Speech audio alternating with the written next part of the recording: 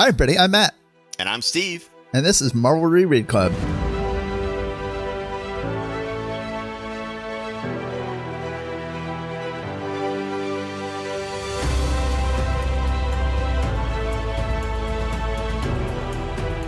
All right.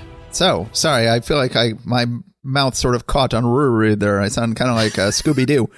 Try that again. This is Marvel Reread Club. There you go. That's better. The rural juror. Rural juror.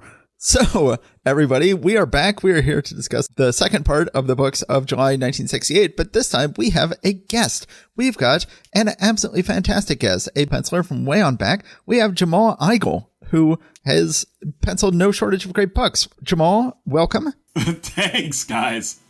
Sure. Jamal, tell us some of what you have penciled for Marvel. Well, let's see. I did Marvel H Spider-Man for their children's line, for the young, well, not children's line, but for the young readers line, way back in the day.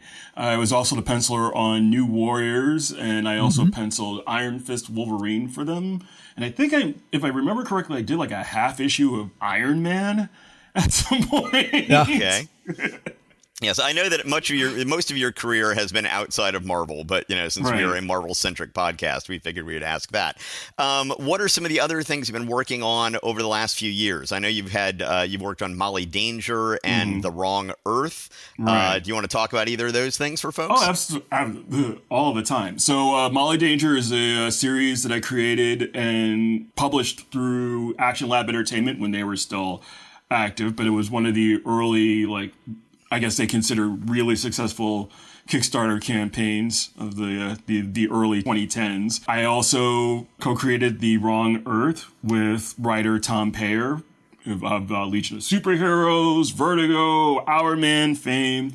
I recently co-created a series with Scott Snyder for Dark Horse Comics called Dudley Datsun and the Forever Machine, which was very, very successful. I was very happy with. It was another young adult adventure series that Scott and I developed. I am about to start working on a couple of different projects. One is a follow-up to a book that I did for NPR, of all places. Oh, wow. Called The Mysterious Microface. And the other... wait, yeah, that's right. I remember something about this, The Mysterious Microface. What was... Yes. I didn't realize you were involved in that. Yeah, I was the artist on that. Oh, okay. I somehow Very missed cool. that. So yes, I did that, and I've got another creator-owned project, which I will hopefully be able to make some sort of announcement at some point. Great. Fantastic. So you have decided that you want to discuss with us Captain America 103 and Avengers number 54 this week. Mm-hmm. And I was just wondering, what drew you to those two particular issues out of the issues of this month? Well, I mean, that's like Captain America and the Avengers are kind of like my Marvel sweet spot, to be completely honest. Cap is probably my favorite Marvel character, followed by Cyclops. All right. I don't think Cyclops is a lot of people's favorite. Impressive he even made second favorite with you. So I am a Scott Summers man all the way. I am absolutely a Cyclops fan. I will brook no Cyclops slander at all. All right. Well, you've got to pick your hill, right? Exactly. Right. Okay.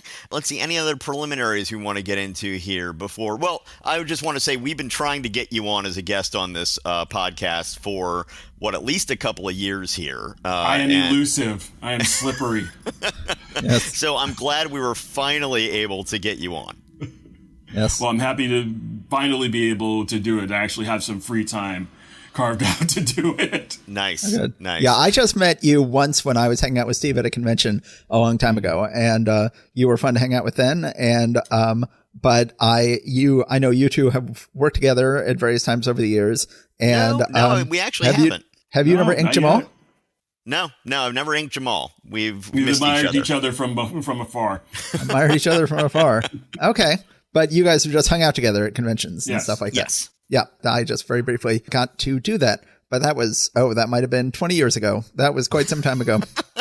Yes, I'm old and getting older. You're just about exactly the same age I am. So, okay. So can confirm. Yeah. Time for all of us to get a colonoscopy. Okay. Already had mine. Thanks. Yep. Been there, done that. All right. So let's go ahead and get into talking about Captain America number 103, The Weakest Link. And on the cover, we've got the Red Skull.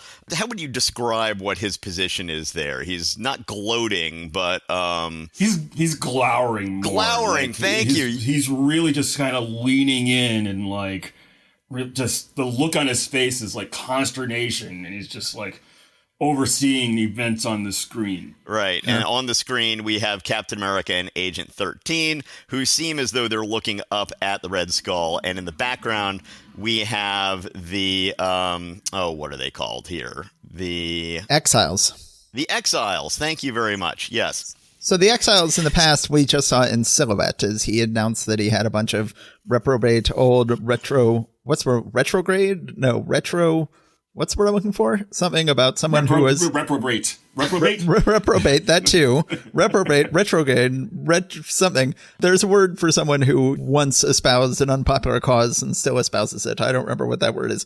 But a bunch of people who we've only seen them in silhouette in the past, and now we get to see them in their faces. And I love them. I love the Exiles. These old retrograde, I'm going to call them Nazis, yes, who are behind Red Skull. Yeah, so he refers to them as his chiefs of staff. Right. So The Weakest Link, S.H.I.E.L.D. versus Skull, another mighty Marvel epic, script and art by Stan the Man Lee and Jack King Kirby, embellishment by Sid Shores, lettering by Artie Simek, catering by Forbush Fancy Foods Incorporated. So we start out with Steve and Agent 13, who we still don't have a first name for her yet, but we Sharon do. Carter. No, we do. Yes. They reveal her name. Was that in this issue? Yes. It is in this issue. Yeah. First panel of page 2. It's a pleasure to finally call you by your real name, Sharon Carter, rather than Agent 13. But what's wrong, honey? Right. So we've been saying on this podcast for the last 100 episodes, and then we have Sharon Carter, but we're not allowed to call her Sharon Carter yet because her name hasn't been revealed. Well, here, finally, in July of 1968, they finally reveal that her name is Sharon Carter. Yes. So anyway, Sharon and Steve are out to dinner at a fancy restaurant, and it's clear that they are wanting to get into this relationship deeper here. They get up to go dancing in the middle of the restaurant, which I guess is something that you still did back in the 60s, at which point somebody comes up behind him and shoots him in the face with a stun gas pellet and make off with Sharon. Well, it turns out that these guys had no idea that that was actually Captain America. They just thought that they were stunning whoever Sharon's date was and were going to take her as bait for Captain America. It didn't occur to them that it's like, well, if the whole point is that she's bait for Captain America, maybe she's out on a date with Captain America right now. Well, they're very polite about it at first, too. Yes. You know, they tap him on the shoulder gently. It's like, may I cut in? Exactly. So anyway, they make off with Captain America. They get to the Exiles Island. We see the Exiles, and we haven't seen Kirby villain faces like this in a while. Mm-hmm. In the earlier days of the Marvel Universe, we saw a lot more of these sort of really exaggerated, deformed-looking evil faces. And we haven't really gotten that much of that in the last couple or 3 years. But it really seems to come roaring back here. Mm-hmm. And is it just me, or on page 5, panel 1, the exile who's on the far right, is he supposed to look like he might actually be a Japanese exile with some unfortunate racial characteristics? They are all very much like caricatures, you know, Japanese, Iranian, like all of the evil League of Nations that were being pushed, particularly at that time. Like this is, you know, you've got one guy who's very much Stalin-esque, you know, very much like Bolshevik sort of cut. Yes. You know? Yes. So the Red Skull realizes what they've done, that they were like, you had Captain America in your hands and you let him go. What were you thinking? Captain America is taking a vehicle that is S.H.I.E.L.D.? Yes, a S.H.I.E.L.D. vehicle out to this Exiles Island and jumps out of the jet straight into the drink here, and which is nice. And then we have a spectacular splash page on page 8.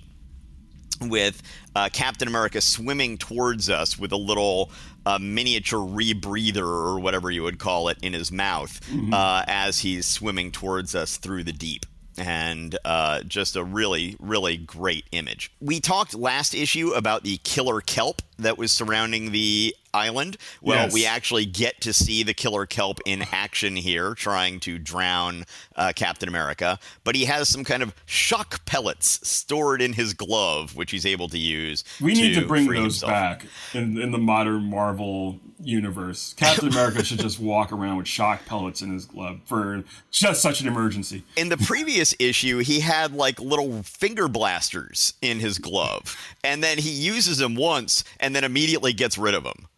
It's like, no, keep those. Those are good. Anyway, Captain America is able to get onto one of the boats from the Exiles and drives it up onto the island in a really nice action sequence. Fights his way into the fortress, but then he is knocked out. And the Red Skull puts basically the world's smallest nuclear bomb on the back of his neck. He refers to it as nuclear tape, but it's clear that it can be detonated in some way. So yes, it is the world's smallest, thinnest nuclear device that has ever been created. He then throws him into a cell right next to Sharon Carter with this big plexiglass wall between the two of them. The Skull and the Exiles are starting to come into conflict with each other because of their battling egos. The bottom of page 16, the character's face that's right in the bottom right-hand corner. Wow. That is a hideous looking face. That is a truly horrific looking man. And that's saying a lot considering the room. Yes. Yes. Yes. Jamal, what do you think of Sid Shore's inking? Well, you know what?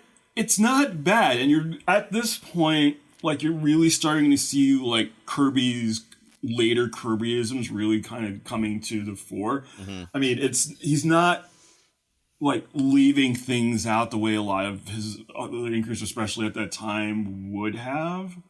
Mm-hmm. But I think it's strong. I mean, I'm of the school when it comes to inkers of do no harm. Mm-hmm. So I think that he really went out of his way to make Kirby shine. Yeah, I like him. Steve doesn't. So really? I would say he's doing no harm. Steve, I think, would say he's doing some harm. I am not disliking his inking as much at this point as I was the first time we saw him. So the first issue we saw him, I was really like, ooh, this is rough.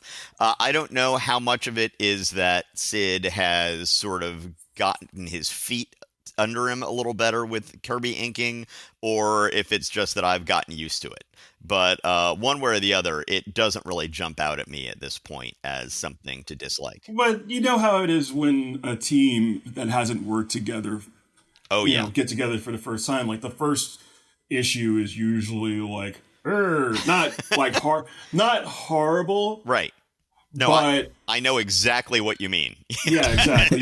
You're both. You're either going to have a coming together where the two halves create a new whole and everybody benefits, or you have to have like, a kind of come to Jesus moment and just be like, okay, that's just the way it is. Right. Right. Yeah. Believe me, I know that feeling when I'm working on something and I'm like, this is not gelling right yet. I know, Give me some time and it's going to come together. But Steve, if your original reaction was, this is rough, like, you're right, this is rough. And that face on page 16 is rough. He's a rough inker.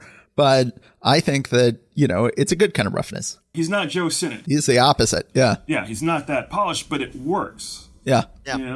So to finish up here, Sharon Carter has some pretty cool tech in her fingernail that she's able to cut a hole in the plexiglass, and it looks like it's pretty thick plexiglass that she's able to cut through there.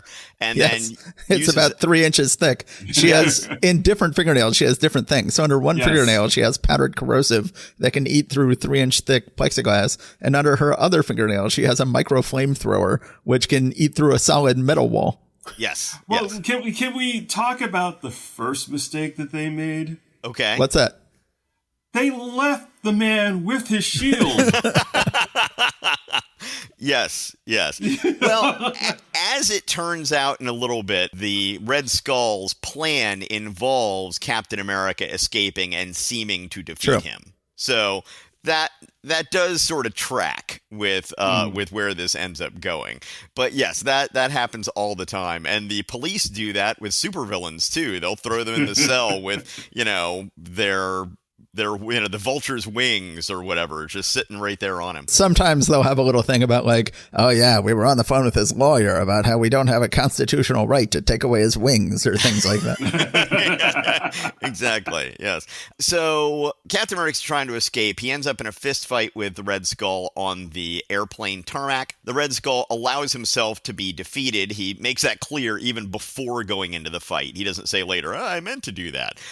He says, no, I need to make sure it looks like I've been defeated for this plan to work. And then he says, but no matter where he may go, this detonator can reach him. And next, the way it ends.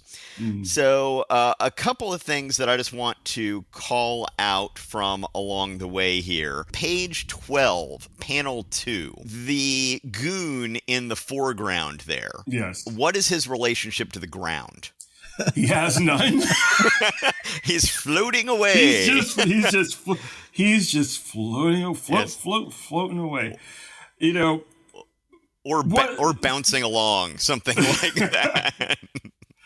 That doesn't really concern me as much as panel 1 of page 13, where Cap is just throwing this weird haymakers, like circular haymaker, and just knocking people sideways. Like, very dynamic, but, I teach comic art at SVA. If one of my students had given me this, I would have been reaming them a new a-hole. Yeah, there's some stuff you can get away with in 1968 that you can't get away with in 2025. This is true. Yes. This is true. The last thing I'm going to point out here before handing it over to the two of you is one bit of dialogue that jumped out at me in an upsetting way. Is Cap, as he gives Red Skull his haymaker, where he's supposedly knocking him out, says, "For humanity has come of age, and so long as love, not hatred, fills men's hearts, the day of the tyrant is ended." I'm like, oops. Yeah, didn't last, Cap. Anyway, oops. So, let me go ahead and hand it over to Jamal. What have you to say about this that you haven't had a chance to say yet? Well, it's been a while since I've read anything from this period. And a lot of it just goes to show how, and I'd hate to say that it's an evolution, but how much the style of writing comics has changed in, the past 60 years. Oh, yeah.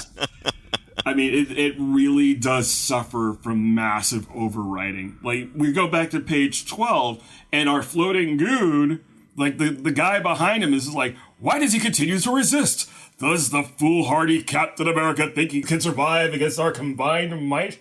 And Cap is thinking, I'll do more than survive, friend. I'll rip this island apart if I have to. I mean, it's just... Yeah. It is of a time. But at the same time, I adore Kirby. Like, I adore Kirby's artwork. And that was something that I had to come to later on. Yeah, I think Matt and I can say the same thing, that you're the same age we are. Yes. So we were all around during Kirby's final act, basically. Yes, exactly. And his art his eyesight was not very good at that point. His art suffered as a result. People of our generation were like, why do these old people really like this Kirby guy? I don't quite get it. And it's not until later that you go back and you sort of figure out what he was doing and why he was so revered. Absolutely. This Black Panther book that he's writing and drawing is a hell of a lot of fun, but I don't see why everybody loves this guy's art so much. And then you go back and you read the stuff from the 60s and you're like, oh my God, this is incredible. As I've been reading the issue, and a lot of it is, for me, I'm looking at the storytelling. And the storytelling, except for a few instances, is super tight. Yeah. Like, for all of Kirby's little quirks that he's starting to develop at this point, like the general storytelling itself is really, really good, really, really solid, and it is very much vintage Kirby. Like the chiefs of staff, the exiles are. You could take that panel and you could have put it in Fighting American. Kirby's book from the 40s. Yes, exactly. So it's very much him. Mm-hmm. And even with the inking, like it's rougher than Joe Sinnott or Ayers or even what's his face, Coletta. I try not to think about Vince Coletta. But they came from Romance Comics. Mm-hmm. So their line was cleaner. So Sid Shores, like I was saying before, like it's a rougher line. Mm-hmm. But for this story, it seems to work. I don't know if he continues to work with Kirby after this. They may have switched him off with somebody else. But in this particular instance, it didn't come off as egregious to me. No, all right. I like it. Yeah. Let me jump in and say some things about the issue. So I read the cover, the weakest link, and I can't help but hear the British lady say goodbye after saying the weakest link. It says, so we begin with, so I was, my audio conked out for part of the recording of this episode, so I don't know if some of these things got said, but we have a rare thing at the beginning where Steve and Sharon are both equally into each other at the same time, which rarely happens in this book. Usually there's something keeping them apart. It is so good to finally get her name, Sharon Carter. I'm so tired of, even Agent 13 was a gimme. For a while, we couldn't even call her anything. And then eventually she was called Agent 13. And now finally we can identify her by name. I love that they then kidnap her, and the goons don't realize they should also kidnap Steve Rogers because they don't realize he's Captain America. But keep in mind, he has no secret identity at this point. He revealed to the world several issues back that he was Captain America. So then the Red Skull is understandably pissed about this. It's like going, yeah, we kidnapped her and we left her tall blonde escort behind. And the Red Skull says, tall blonde escort? You unmitigated fools. That was Steve Rogers. It was Captain America himself. He has no secret identity. He revealed his secret identity several issues ago. Don't you realize that was Captain America? I absolutely love the splash page on page 8 of, once again, Captain America swimming towards us with the same James Bond rebreather in his mouth that is understood now that these things exist, even though they didn't exist in the real world. I love the electronically controlled kelp. I love the nuclear tape. I just say great issue, action-packed, great story, great art, and I like the inking, and it's great to get Sharon Carter's name. That's my final thoughts on the issue. All right. I do have one final thing that I want to say about the issue. Yes. And I'm looking at page 2, which is like a pure, like normal storytelling page. Kudos to Kirby for sticking an accordion player in the back of panel 2. Like, that's detail. That's like attention to detail. I had not noticed that. Yes, I guess a fancy French restaurant with some accordion music playing in the background. Yeah, nice. My wife and I used to eat at a gelateria, gelato place in Minneapolis where they had an accordion player who would play accordion for you while you ate gelato. And we got to know him and got in a long conversation with him once about our upcoming honeymoon, and it was a lot of fun. Nice. Okay, so shall we move on to Avengers number 54? Yes, let's do it. All right, let's go and do Avengers number 54, a huge issue of Avengers, the new Masters of Evil. It's a huge issue because this is the issue in which Jarvis turns evil. Wait, no, there are other reasons why this is a huge issue. It is memorable that Jarvis turns evil, especially because then they'll try to put that toothpaste back in the tube and make him non-evil after this. But he's pretty thoroughly evil by the end of this issue. But on the cover, we have 3 gummed up Avengers, including, you're like, wait, why is one of them gummed up with paste? None of these people has paste themes, but that'll be one of the many shock surprises in this issue is who has decided to pick up his boss's old paste gun. But so then we've got on the cover, we've got Hawkeye, Goliath, and Black Panther are all chained up. Goliath is also gummed up with paste. They are facing the Melter, Whirlwind, Claw, and the Radioactive Man. And then coming in behind is the Black Knight. But which team is he coming to join? That is what we will find out. We then jump into the issue and deliver us from the Masters of Evil. Roy Thomas always loves throwing in bits of language from the King James Bible into his titles or wherever else he can find it at any time. It says, another panoramic panoply of panels from the power-packed pens of Stanley editor, Roy Thomas writer, John Buscema artist, and George Tuska inker, not to mention the pandemoniac pen of Artie Simek letterer. So I like Tuska's inking on Buscema. This is not the first time we've gotten it. I like it a lot. I really like this first page a lot, where it sort of reminds me of the movie Total Recall, where we've got, they're installing a new security device, and we can see that half of the Black Panther is done as a negative reversed image because he's being sent through this scanner with Goliath the Wasp and Hawkeye there. I love the Wasp's new outfit. She's got a very chic mod 1968 outfit. Then Jarvis is there, and they're like, we're going to tell you the secret of our new safety stuff, but don't go telling the Daily Bugle. It's like, do you question my loyalty after all these years? Like, we're just kidding, Jarvis. And he's like, oh, and then he thinks to himself, oh, I can't believe I almost gave myself away because I'm so nervous. And then he gets on the phone and he says, yes, I will be with you soon to give you the secrets of the Avengers. And then he goes out with the Wasp. Now, the Wasp's superhero outfit would have made for very attractive civilian clothes. However, then she changes into civilian clothes, and I guess that would make a good superhero outfit. But it is weird clothing. Now, the people on the street are really into it. Everyone in a restaurant can't pay attention to their meal because they're gawking at her. Let's be specific here. All the guys in the restaurant. Yes. Yes. I would think the women would be even more fascinated by this outfit. They're like, what is she wearing? We just happen not to see any of them in this case. Yes. So then Jarvis is like, oh, you go off that way, Wasp. I'll go off this way. And then he thinks, oh, I shouldn't have told her I was going off that way. She's going to figure out that I'm lying. And then he goes to a tenement. He goes to a abandoned, crumbling block on a tenement, sees that they have the score of a stickball game on the wall, and thinks about that could have been my team score when I grew up in a place like this. Then he goes and opens up a hatch in the ground, goes down to the ground, and finds the Masters of Evil. Claw, Whirlwind, Melter, Black Knight, and Radioactive Man. So the answer from the cover was that the Black Knight is a member of the Masters of Evil because they just said, let's look up Black Knight in the phone book. And they called up Black Knight's old number, and it's like, are you the Black Knight? And he's like, yes, I am. And doesn't tell them I'm the good Black Knight who took the place of the bad Black Knight because he's living in the same house.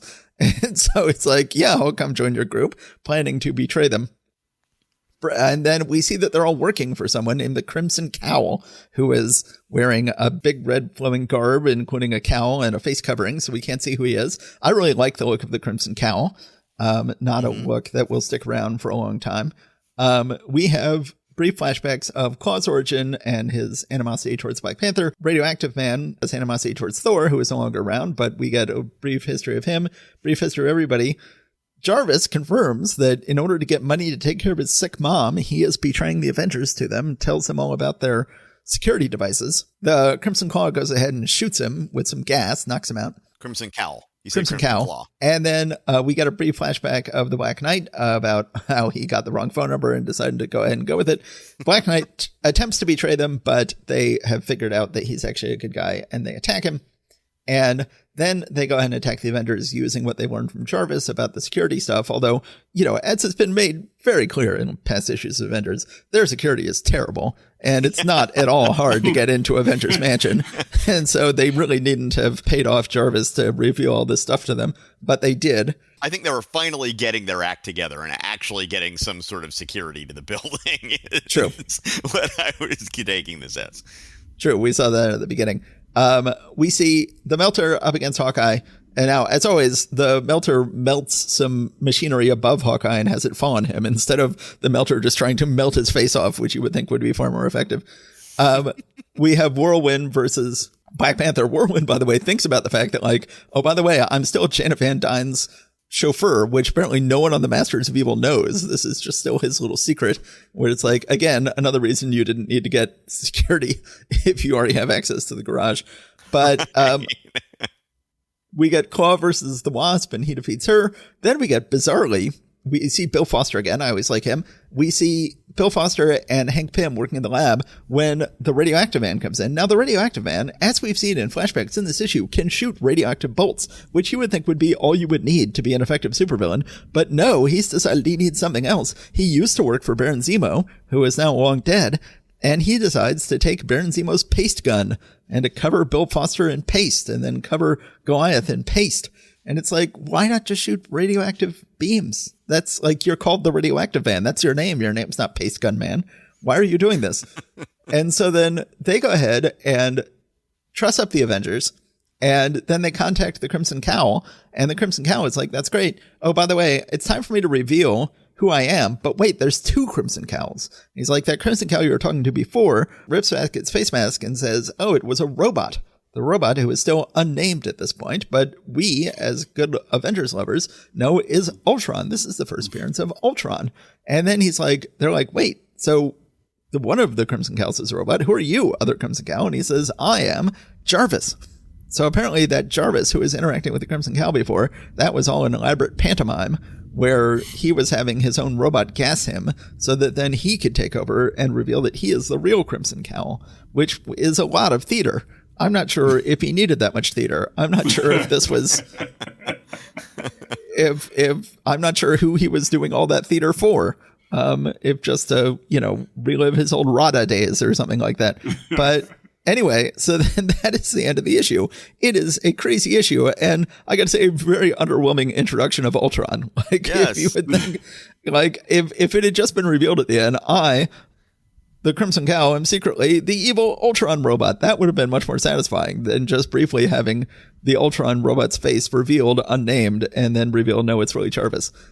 Well, let's go ahead and jump in with Jamal. Jamal, what do you think of this issue? Okay, well, number one, you get a lot of bang for your buck for 12 cents. You do. You really do. Overall, with the exception of a few tangents, specifically on page 2 where Hank's finger is covering half of Jarvis's face, unless that was intentional. Right. This is some sort of intentional thing. But overall, this issue is absolutely gorgeous. It is beautiful. Yeah.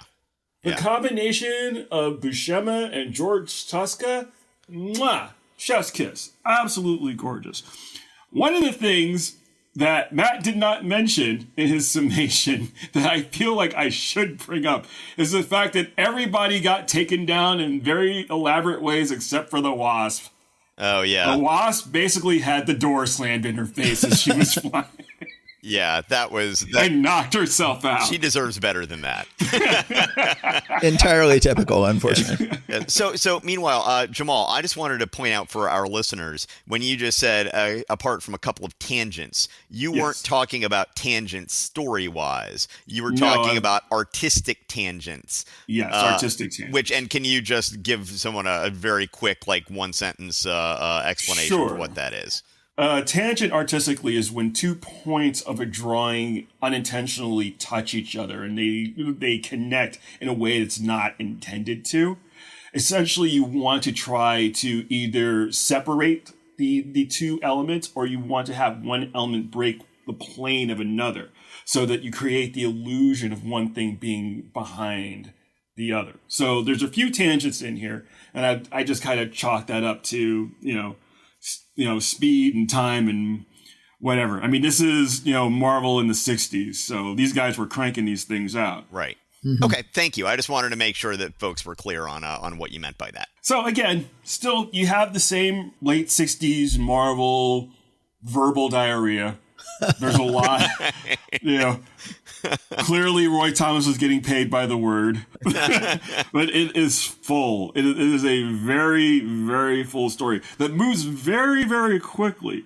That honestly, you could have broken this particular issue, in current standards, you could have gotten at least 3 issues worth of content out of everything that happens in this issue. Yeah. But again, it's paced well. Even though it is very, very crowded, you do get an explanation for Jarvis's quote-unquote motivation, at least at first, until the reveal, which was very, very interesting. But again, there's nothing lost. I have to say, when I talk about how gorgeous this issue is, I'm looking at page 3, panel 2 of Jarvis on the subway, and everybody in that shot is alive.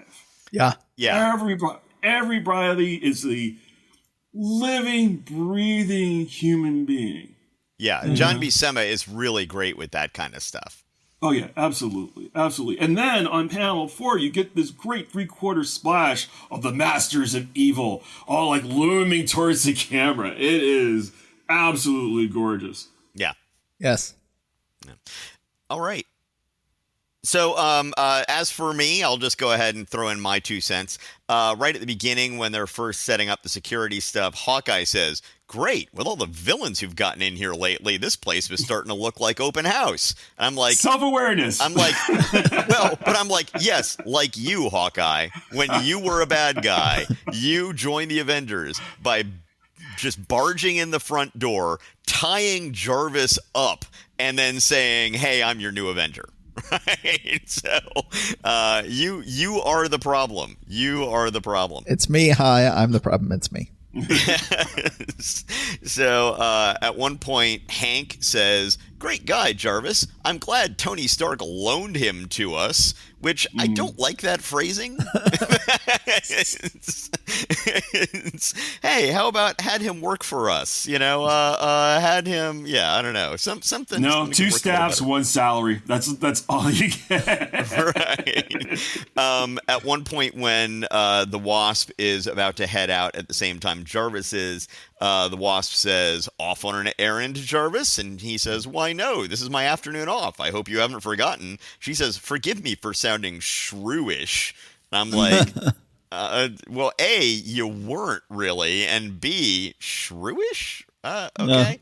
I mean, that outfit that she's going strolling in, like, that is something. Oh, yeah. That is haute couture at its finest. Yes, absolutely. And what would you call that coat that she's wearing? That I top? don't know. Swishy and like big and bulky, and then with the thigh-high boots underneath, and the like shadow hat. I mean, it looks sort of like. Oh no. I'm sure Big John probably had like a copy of Cosmo that he saw in, and was just like, okay, keeping this one in the morgue file, and it was like perfect for this situation. Yes. Yeah.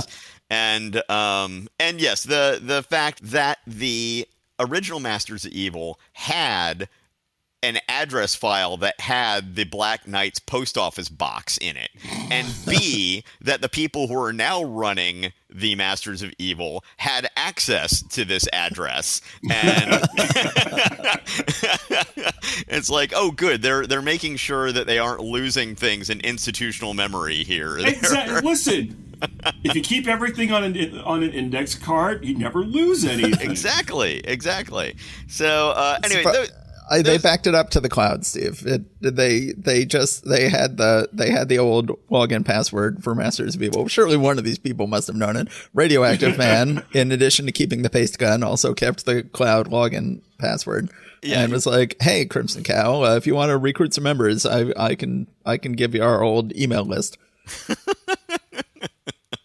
Anyway, so that's all my thoughts about this. I guess that brings us to where we are going to say goodbye to Jamal here. I'll just say at the end that there's a letter from Don and Maggie Thompson on the letters page. Wow, you are absolutely right. Then go on to run Comics Buyer's Guide. Oh, wow. Okay. Great. Okay, so Jamal, thank you so much for making the time to come out here and do this with us. As I said, pleasure. we've been trying to get you here on the show for at least a couple of years now, and I'm glad we were finally able to make it happen. Well, thanks for having me. This was fun. You're welcome, and I hope that I hope you had a great Thanksgiving, and I hope that you have some great holidays coming up. You guys as well. All right. Thanks a lot. All right. Take care. Thanks, Jamal. So I guess since you just did Avengers, then I get Nick Fury, Agent of S.H.I.E.L.D. An absolutely crazy book. It is it not? All right. So the cover, we've got a giant who is bestride the earth, as it were, volcano erupting between his legs. We've got a crazy science fiction contraption falling from the sky, and we have Nick Fury in the bottom shooting upwards. And I think this might be the first time we've ever seen the style of mask that became quite popular in the 90s, where it's kind of like the mask that Sam Wilson as Captain America has in the most recent movie, where it lets your hair stick out the top of it. Think of it as like the Gambit. Yeah, just think of it as the Gambit. The Gambit, yes. Right. Gone full Gambit. So we begin with an absolutely gorgeous shot of Jimmy Woo in a funhouse mirror room. Gorgeous stuff. We got the title. There's a row of tickets, and it says, "So shall ye reap death," which is presumably the title. More King James Bible. The Marvel Comics loves the King James Bible. Journey into fear with this towering epic of universal life and death, as told by Stan Lee editor, Jim Steranko writer-illustrator, Frank Giacoia inker, Sam Rosen letterer. Yes, and actually I had completely missed the title of the book. They had done too good a job of sort of hiding it in the art. But yes, so shall ye reap death. Gorgeous shot. Then inside we see that he is in a dark ride. What looks like it'd be a Tunnel of Love kind of thing, but more horror themed. And he is attacked by living skeletons. One of them pushes him through a trap door, and he catches himself on a beam. And it's a gorgeous shot where in the foreground you see spider webs and rats on a beam that's real close up to us.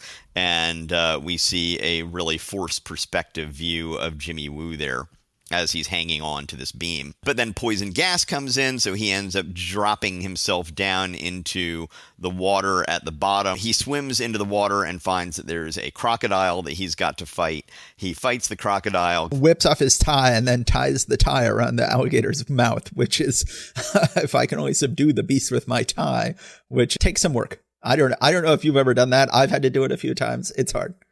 Yes.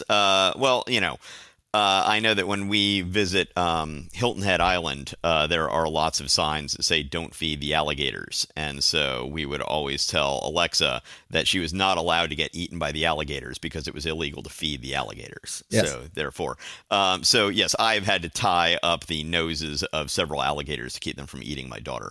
Yes. But then when he pulls himself out of the water, he then finds himself in a room with walls that close in on him. And Steranko has an absolutely fantastic image, panel 3 of page 4, where he's able to create the illusion of this claustrophobia as the walls are closing in on Jimmy Woo without panel borders. So it's an open panel, but it's smaller than all the panels around it. And you see him struggling against this invisible rectangular shape, which is just showing off at this point. Oh, yeah. It turns out that this was all a S.H.I.E.L.D. test, and Jimmy Woo passed the test. And so now he is going to be an agent of S.H.I.E.L.D. So then we get one of the most famous pages in Marvel history ever. Yes. Which has been homaged many, many times. And it is Marvel's first real sex scene. We see, Valentina Allegra de Fontaine lounging around in a super sexy, super mod-looking outfit, while Nick is laying back on his mid-century modern couch smoking. And you see that there's a hi-fi system in the background. Theoretically, music is playing. You see that in the upper left-hand corner of the page, you see Fury's gun is in its holster hanging over something that looks like a fur rug or something like that. That will be important in a minute here in our discussion. That gun in the holster. Yes. And then it looks like Valentina gets it in her mind that that she is ready to go. So she picks a flower that she has around her and starts brushing it against Nick's face. And we then see his cigarette put out in an ashtray, her leaning in for a kiss, a close-up on just her lips and teeth. Then we see a phone, which is a little bit odd, and we'll talk about that in a second. And then they go in for the kiss, and then finally, the gun firmly in the holster. But two of those panels were not the way they were originally drawn. Yes, this is a censored version of this page, but I got to give it to whether it was Steranko or I've also heard supposedly that John Romita Sr. may have been the one to make the changes. So I'm a little unclear on who made the changes, but I've heard it both ways. But yes, the phone that we get the close up on originally was a phone off the hook. And there were sound effects seeming to come from it, showing the sound that a phone off the hook would give back in the day. And for those of you too young to remember this, it used to be that the only way you could turn off your phone was to take it off the hook, and it made a beeping noise for a very loud buzzing noise for a little while to let you know it was off the hook, and then it went silent. But if you wanted to be uninterrupted by your phone, that's the way you did it. So originally the phone was off the hook, and then the final panel was an embrace. But I think that the gun, which is the same image from the upper left-hand corner of the page, it's just been copied and pasted and blown up a little bit down there. But I find that to be much more suggestive than an embrace. Yes. And Steranko felt the same way. I think Steranko later was quoted as going like, this is more suggestive. I love it. Yeah, exactly. So, do you have anything else to say about that page before we move on? Yeah, I first encountered a version of this page in X-Men Annual number 8, I want to say it was, with by Michael Golden, where he recreated this page quite lovingly. But I've seen it recreated many times in many places since. But to see the original, both the censored version here, and then you can look up the uncensored version, which is available online. This is just a gorgeous page. Very daring, very modern, very sexual, very shocking. And another mostly silent page. It just says at the top, it says about 2 hours later at Nick Fury's New York pad, but that's the only text on the page. This is just absolutely amazing work. Yes. Okay. And it really is apropos of nothing in the story. We had Jimmy Woo becoming a S.H.I.E.L.D. agent. We then have this page, and then we go on to the real story that's being told here. Yeah. So, it is there just for the sake of, let's see if we can push the limits on what's going on here. So we see that Jimmy Woo and Nick Fury are in this high-tech Steranko tech contraption flying somewhere. I'm not quite clear where they're going and what they're doing here. That is never clear at all. It's never clear at all whether or not they encounter this big supervillain they're about to encounter intentionally or unintentionally, whether they knew that something was up or whether they just happened to be going from one place to another when suddenly they were attacked by the supervillain for no reason, which would, given that the supervillain, secrecy is a big part of his plan, it wouldn't make much sense to attack a plane which just happens to have 2 super spies in it. But it's very unclear what's going on. Well, my understanding is that he didn't attack them, that they just happened to cross the path of the arc beam that he was using that we're going to learn about his plot in a little bit. Jimmy Woo ejects, but then Nick Fury stays in the vehicle longer, and then a weird alien bug thing with big butterfly-looking wings grabs him from the vehicle right before it crashes and carries him down towards this straight out of a Bond villain volcanic island. Which Bond movie was it that had the volcano? You Only Live Twice. Okay. All right. Yeah. So it's very You Only Live Twice. Right? Yes. Would that have come out before or after this? Before. That was 1967. Okay. All right. Yes. So it's very much pulling off of that. Nick ends up in this high-tech fortress. There are these weird, super alien-looking humanoid, like they've got humanoid bodies, but super alien-looking heads that are guarding him. Jimmy Woo comes in. Turns out he was also brought into this high-tech area by this guy's goons, and he talks about how he learned that life evolved from basically what we have also referred to sometimes as the microverse, although they don't use that term here, but that the scientific community didn't believe him and they laughed him out of science, basically. So he went and created this area here, which he calls Valhalla, and to continue his work, and created this whole evolution acceleration device, which creates both completely alien-looking things and dinosaurs somehow. I guess just because Jim Steranko wanted to draw completely alien-looking things and dinosaurs. Yeah. So Centurious created Valhalla, and Nick is like, wow, that's amazing. Yeah, no, that's fantastic. I think the scientific community has grown up a little bit. I think you can come back and tell them about this.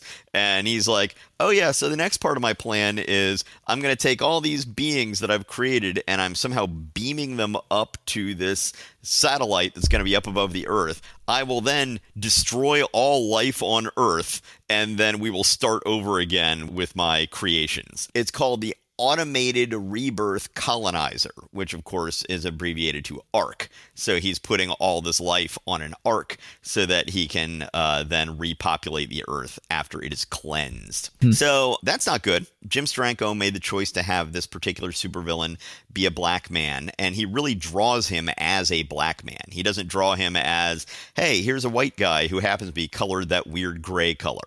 Right? Yeah. He really looks like somebody of West African descent, and in I think a nice looking way. Nick Fury gets thrown out of a window and falls down into the fake volcano. So the volcano is not actually erupting. That's just an illusion. Instead, it's filled with this whole high tech area with all these alien beings and pterodactyls and dinosaurs and a weird Jetsons highway looking thing that's going on. It's just all sorts of crazy stuff, and it's a double page spread. By the way, this, and also in Doctor Strange, which we're about to get to in a minute, the double page spreads here, how do they look in your scanned version? Do they butt right up against each other? Yes.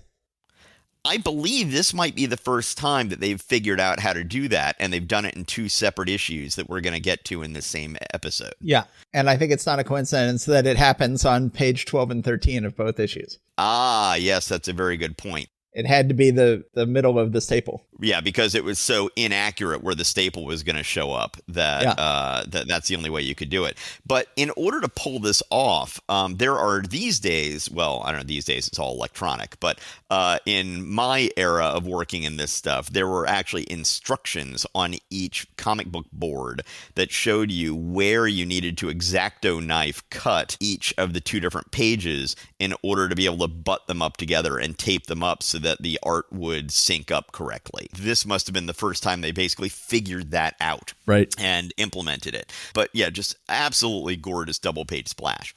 It then turns out that there's also a Hollywood movie being shot on this island. So you've got the most evil plan ever. You're going to destroy all of humanity, and you can't keep two super spies from accidentally ending up there, seemingly. And you also can't keep a jungle movie from being shot on your island. You have terrible security, Centurious. Right. So at the bottom of page 14, and there's some funny banter going on between the movie stars and the director and crew. The male movie star is always going on about his Oscar that he won, and everybody's sick of hearing about it. Page 14, the second from the last panel on the page.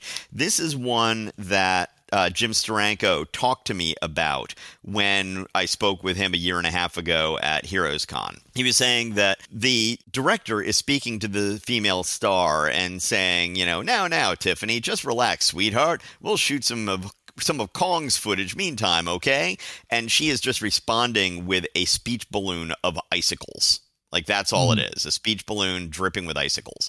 And apparently that was originally just a plain empty speech balloon. Without the icicles. Right, without the icicles. And as much as Jim Steranko likes to talk badly about his relationship with Stan Lee and Stan Lee's job as an editor, he did give Stan Lee credit for saying, look, this is going to look like a production error. People are going to think that somehow something got whited out or something slipped off the page or something like that. This isn't going to work. And then, so the way that Jim Steranko tells it is he then just went and added the icicles to the word balloon. And he's like, yeah, Stan Lee was absolutely 100% right about that. Now, how this works in terms of the fact that you plotted something, then you penciled it, then you scripted it, then you lettered it, then you inked it. I'm not quite sure exactly how this fits into that production process, but one way or the other, a story that he told me, so I figured I'd share that. Right. Anyway, Nick Fury falls out the bottom of this window, which is suspended above this primeval swamp-looking thing, and he ends up falling into quicksand. Quicksand, something that is not actually anything that is that worrying in real life, but, you know, hey, quicksand. So the male star of the movie goes and actually is the one who rescues Nick Fury from the quicksand. And then we get another fantastic splash page on page 17. I mean, this is just the most bizarre plot turn. So it turns out that they're like, oh, it turns out that there's, evil dinosaurs on this island where we're shooting this movie. Instead of going like, oh my God, let's leave immediately, they're like, oh, well, because we are a film crews tend to have things that film crews tend to have, including giant working King Kong robots. That I guess it's a robot. I don't know. Is it an actual monkey? Yeah, no. It says robot. It says a robot figure of a monster ape, steel and spring against fang and claw. Yes. Yeah. So they have a giant robot King Kong who is apparently actually like sentient AI robot King Kong that can actually, like fight this dinosaur. On my other podcast, we're about to record an episode about the movie Real Steel, which is all about AI boxing robots. But this is quite a, to be clear, the robot King Kong wins the fight against the Tyrannosaurus Rex. This is the strangest plot turn, one of the strangest plot turns we've ever had in a Marvel comic, and that is saying a lot. And is it just me, or does this page look very much like early Xenozoic Tales? Yeah, it does. Mark Schultz's comic book. Yes, not his style as he mainly is known for it these days, but his early style where he very much was and sort of an EC, doing an EC kind of thing. Very much looks like this panel. Mm-hmm. So anyway, the villain is starting to realize, maybe I should have been a little bit harsher with what I was doing here. I've been a little bit too forgiving, and this is starting to backfire on me. He eventually ends up throwing himself into the evolutionary machine thingy that he's got, and it somehow anti-evolves him down into a piece of protoplasm. Mm-hmm. As it turns out, that arc, that satellite that he was beaming all of these beings up into, ends up coming crashing down and falling directly on this island, which, sure, I'll give him that. Why not? And Nick is apologizing to the director for his movie being ruined. He's like, "Are you kidding?" With that footage we were able to get, this is going to be the greatest movie ever. And it ends with the two Hollywood stars embracing and kissing while the island in the background falls into the sea. Yes. So, this is one hell of an issue. It is. I do kind of miss the spy stuff. I do kind of miss, having an organization like Hydra or like AIM that they are actually doing spy versus spy stuff with. This is much more of a supervillain versus super spy, super spy versus spy. This is a super spy issue. But I love it. This is just as a change of pace. When Stranko was doing the book over in Strange Tales, he had these massive epic Shaggy Dog stories, and he has been experimenting with single issue stories here for his last issue of Strange Tales and his first two issues of Nick Fury, Agent of S.H.I.E.L.D. He's going to write and illustrate 4 of the first 5 issues, and they'll all be single issue stories to a certain extent. And I like that he's experimenting, and this is just a gorgeous, beautiful, fantastic, bizarre issue. Yeah, there's so much going on, and so much. I mean, so many things in here that would just be like, wow, this issue is worth the price of admission just for this page alone. And you could say that for like 5 of the pages in this issue, right? Yep. Yeah, just stunning stuff and way out there. Yeah. Couple more things from my notes. It's a little disappointing to drop the Scorpio storyline, which sort of felt like it should continue last issue, but it was intended to just be a one-off enigmatic thing where we never find out who Scorpio is. He will eventually be convinced to return to that storyline in issue 5 for his final issue. We have Sinnott and Giacoya sort of trading off inking, and now it's Giacoya's turn. Giacoya does a great job in this issue, but Sinnott was great too, and I guess I slightly prefer Sinnott, but I think Giacoy does a good job. This is a similar beginning to last issue. Last issue also began with an agent of S.H.I.E.L.D. breaking into a place seemingly to fight evil, and then it turning out that the other S.H.I.E.L.D. agents are just waiting to welcome him and tell him that he did a good job breaking in. It was all a test. That's similar to last issue. I just note that I've been doing less descriptions of our episodes. I don't know if you've noticed this, but I used to focus on all the crazy super science words, and there have been fewer super science words in Marvel Comics, so I've stopped doing them. But if I want to do one for this month, there's Internuclear Space, Evolutionizer, and Automated Rebirth Colonizer. All could have gone into that. Yeah, I just say they have a real King Kong, ? Bizarre. And then I end with great issue, more Super Spy than Spy, and I do miss espionage, but I can't complain with big cinematic action issues like this one. Great stuff. Yeah. All right. So I believe we're ready to move on to Doctor Strange. Let's go and move on to Doctor Strange, Master of the Mystic Arts. In his second solo book, he has now taken over the numbering of the old Strange Tales, starting with last issue, 169. Now we have 170. On the cover, it says, "To dream, perchance to die." So instead of quoting the Bible, we're quoting Shakespeare here. It says, "Nightmare, the monarch of magical menace, returns." Not a very great cover. Just Nightmare chasing Doctor Strange's astral self. Not as spectacular as some of Atkins' other covers. We begin the issue. "To dream, perchance to die. Prepare ye now to shuffle off this mortal coil amid wonder beyond counting. Ethereally escorted by Stanley editor, Roy Thomas writer, Dan Atkins artist." So he's both penciling and inking. "But if he's a simmering shadow not far behind, don't worry, that's just Irving Watanabe, letterer, out for a midnight stroll." I'm not sure who he's quoting there. If you see a simmering shadow far behind, I suspect it's quoting something. So we begin with Doctor Strange in his pajamas is running towards us, shirtless, wearing just pajama bottoms, running towards us, running to the Ancient One's cave, finds the Ancient One seemingly dead, and then a cowled figure comes up behind him, and it's like, "It's just me, Hamir, the Ancient One's servant." And he's like, going, "Okay, you seemed kind of menacing." He's like, "No, what are you talking about?" It's like, "Okay, I guess it's fine." So then he goes ahead, puts his clothes on, goes into the Ancient One's mind, finds out that the Ancient One is a captive of Nightmare. Fascinating art on page 7. Really looks like the sort of art you would expect to find on the wall at a motel in 1968 of very abstract art, if the motel had abstract art on the wall. And then another great page of abstract art on page 8, where Doctor Strange is sucked into Nightmare's realm. But when he leaves his body behind, it turns out that servant of Ancient Ones was actually Nightmare in disguise. Transforms his body. It turns out he's actually Nightmare. So now Nightmare is actually in our world, standing over Ancient One and Doctor Strange's body, while Doctor Strange's astral self is in Nightmare's world and encounters Nightmare there as well. So Nightmare is seeming in two places at once. Once again, we have a double page spread glassing across pages 12 and 13 and easily bridging the gap so that it actually makes sense. And you can see the staples in the original scan that I'm looking at here. You can see the staples coming through. So I think they had a rule that if you were going to do a double page spread, it should be on pages 12 and 13, because those are the pages where we can actually print it all the way across. Yeah. Back in those days, the quality of the printing was low enough that you couldn't guarantee exactly where the staples were going to hit. Yeah, so I think that's not a coincidence. Then it becomes a very standard Doctor Strange issue, with Doctor Strange shooting beams back and forth across to Nightmare, and then Doctor Strange always escalates in the same way. He's like, "But what if I open up my amulet and then shoot amulet beam at you?" And it's like, "Oh no, not the amulet beam. I didn't expect you to do the thing you always do."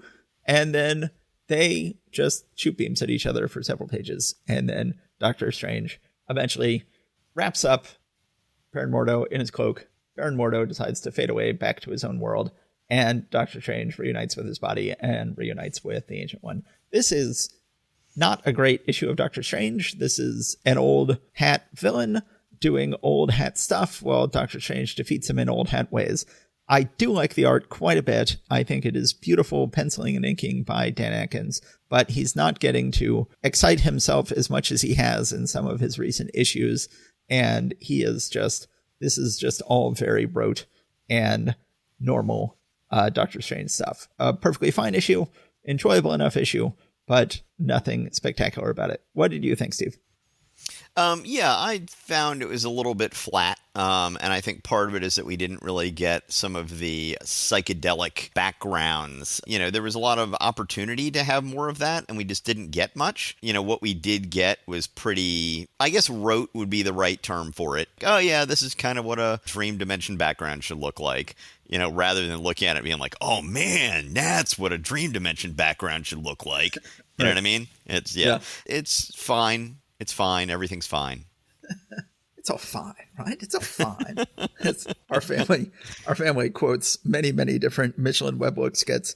But the one that we quote the most often in our family, especially my son quotes the most often in our family, is the one where, there's a series of skits where one of them is proposing an extremely unsafe scheme to the other one, and the other one's like, but it's fine. I mean, it's all fine. Right. That's the one where it's basically jump off the cliff or something like that. There's a couple of them, but yeah, one of them is like, so you jump off the cliff, and he's like going, oh, okay, I jump off the cliff, but it's fine, right? It's all fine. So whenever we're proposing something that we know is not a good idea in the family, one of us, usually my son, will jump in and say in a British accent, but it's fine. So yes. I thought I said I wasn't a big fan of the cover. I in my notes, I was a big fan of the cover. I pointed out, I like that you can barely make out Nightmare's mare, which is fading into the blackness. And I do like that. But yeah, mostly, I say pretty good issue, gorgeous art, not much to story, just people zonking each other. Yes. It says next issue, Clea lives, which is good. I've been missing Clea, and it'll be good to have her back. Yes, that will be. Well, and I guess what's happened, what's the deal with Victoria Bentley right now, since he seemed to... He wiped her memory and sent her home, so I think she's out of the book. Okay, all right. Well, good, because, yes, Clea is going to be a good thing to bring back into this book. Mm-hmm. Okay, so let's move on to Marvel's spaceborne superhero, Captain Marvel, from the Ashes of Defeat. And I will do my best to try to sum this up relatively quickly. I'll see how well I do. So, Captain Marvel, from the Ashes of Defeat. If you dig our interstellar epic, you may heap piles of plaudits upon Stanley editor, Roy Thomas writer, Gene Colan artist.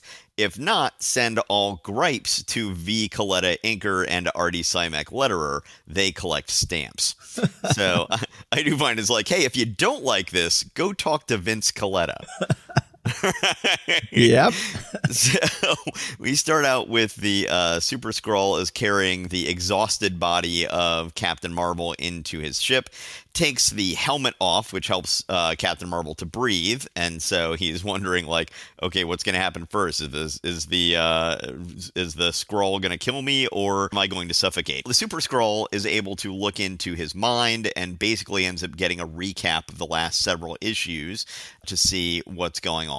While this is all happening, Captain Marvel regains his strength and breaks free, flies away, and the Super Skrull is following him. So the Super Skrull can't go up as high as Captain Marvel can because he has to be able to stay ignited as the Human Torch. Captain Marvel is trying to make contact with his mothership up above, and Jan Rog is trying to make sure that he does not make contact with the mothership, but keeps on getting into these things where it's like, oh, okay, he did it, and I can't not do the thing that I want to not do because then it'll be dereliction of duty, or my crew will realize that I'm being evil, and so I can't let this be seen. So Captain Marvel is able to make it into the ship, and he's like, dude, I got to get back there. There's a nuclear bomb that's going to be going off any minute here, and I need to take care of that. Jan Rog is like, who cares? These are humans. What does this matter to you?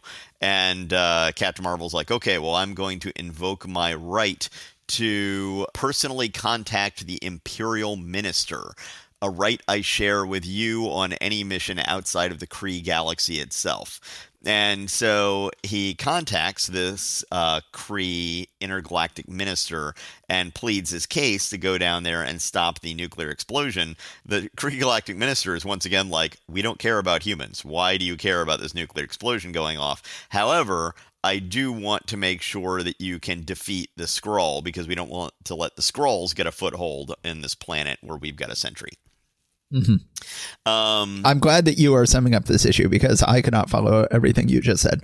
So I was like, why is he calling Kree-Lar? I don't think they call it Kree-Lar yet, but that's the name of the Kree homeworld. We'll eventually find out.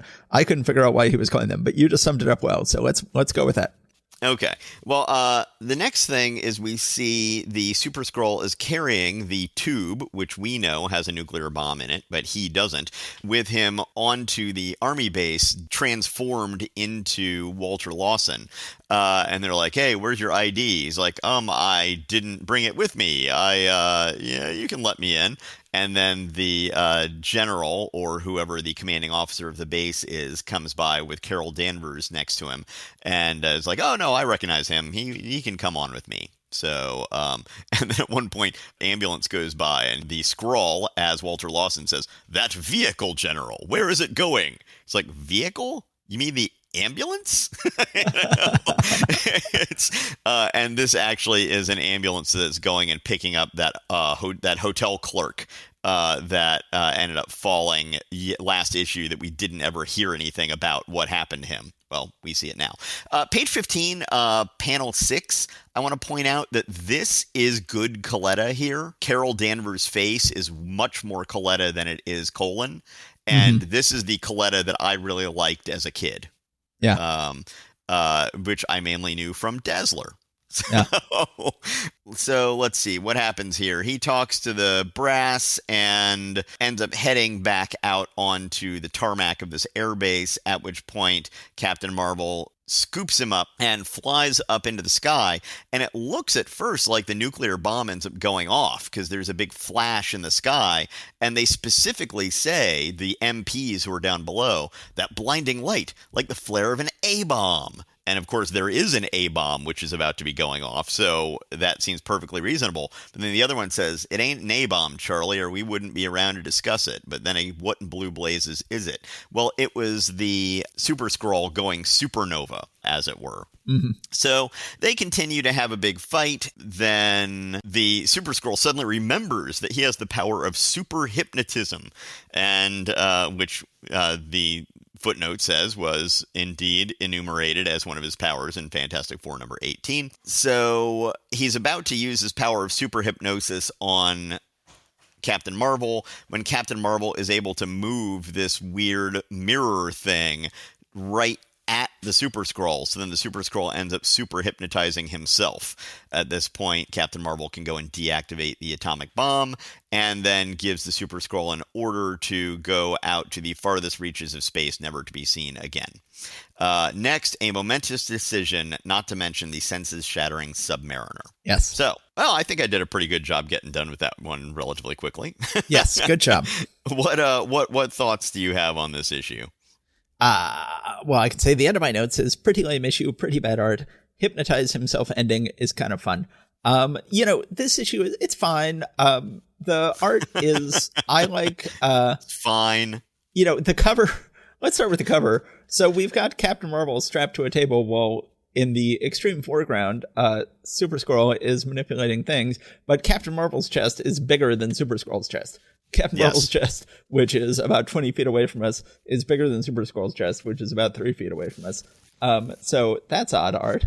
I do like the splash page, though, of Super Skrull heaving Captain Marvel's body over his back, and it really looks believable. It really looks like believably how awkward that would be trying to carry somebody on your back. Yes. Of course, why Super Skrull didn't turn himself into the Thing to go and carry him, I don't know. But yes, true. But it does look very much like you can feel the weight of the body being carried by the Super Skrull there.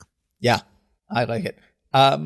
But Cohen's art is fine. Cohen's inking is fine. Cohen's inking nowhere near as bad as it could be. We've talked about how terrible these two were back on Submariner back in the day.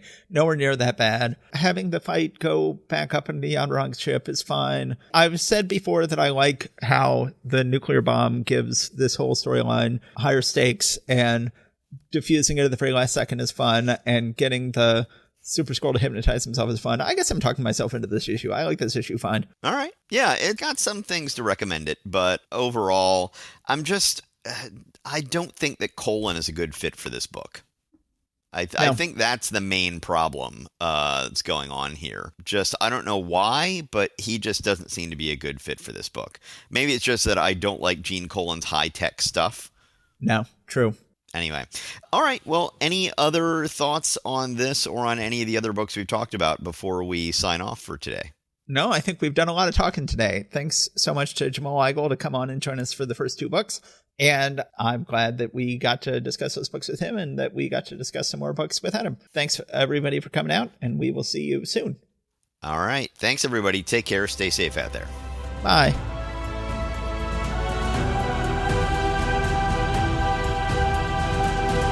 Thanks for listening. If you enjoyed it, we now have a Patreon where you can show your appreciation.